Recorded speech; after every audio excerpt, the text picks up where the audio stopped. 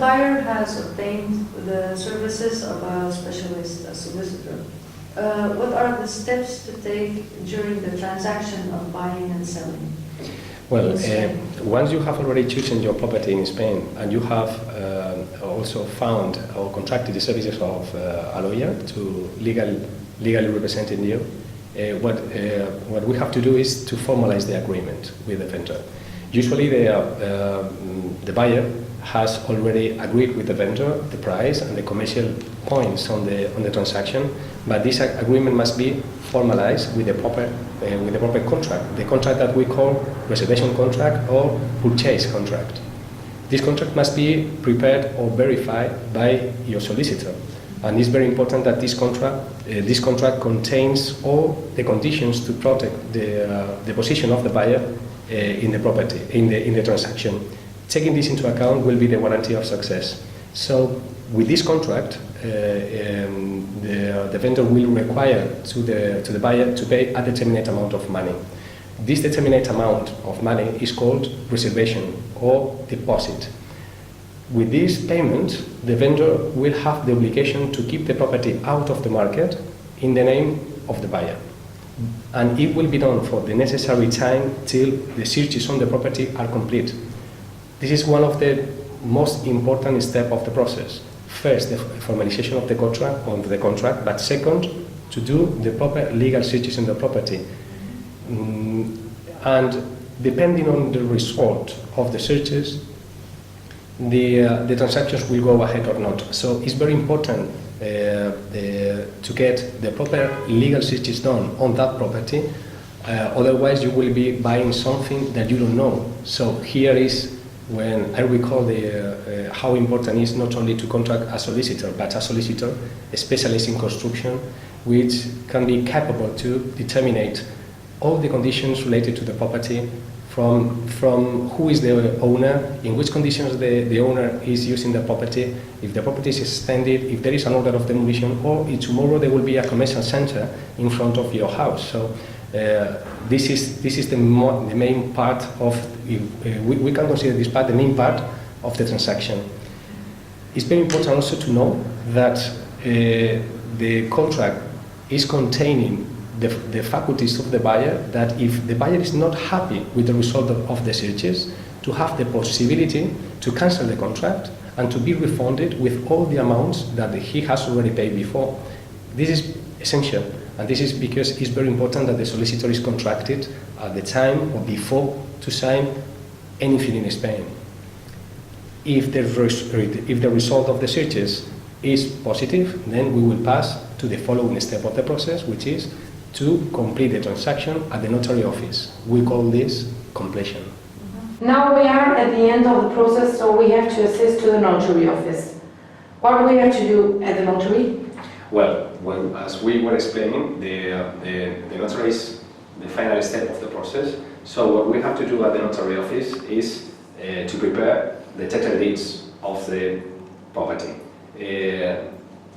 If we are assisting to the notary office, it's because all the steps of the process has been followed. The searches of the property has been satisfactory. The property is legal. The property is in perfect conditions. The vendor and the buyer, they have fulfilled their different obligations. The vendor has fulfilled all the documents. All the property has been checked. Has been checked. We have verified all the legal conditions, constructions, permits, licenses, etc. And in this moment we are ready to go to the notary office.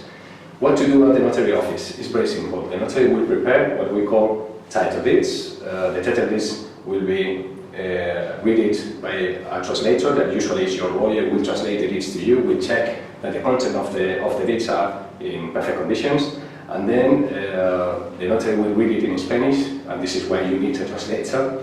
And then once you are agreed with the content, you will sign, you will give the keys, you will give the check to the vendor. The vendor will give you the keys, and then the sale will be completed.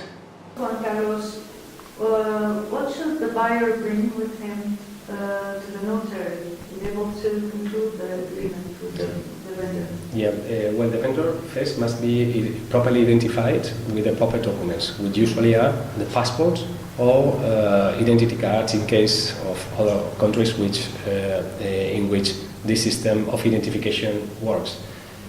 So, original passport, always original.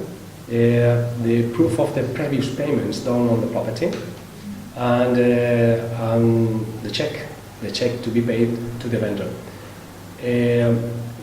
Before of that, the buyer has to obtain what we call NI number.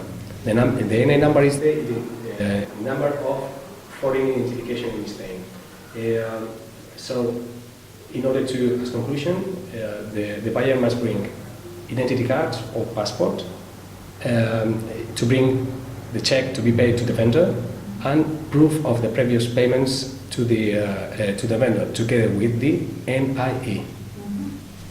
Juan Carlos, you said that the parties, buyer and seller, must attend in person to the appointment with the notary. But for some people, it's not possible to attend for personal reason or for work. How is it usually done in this matter?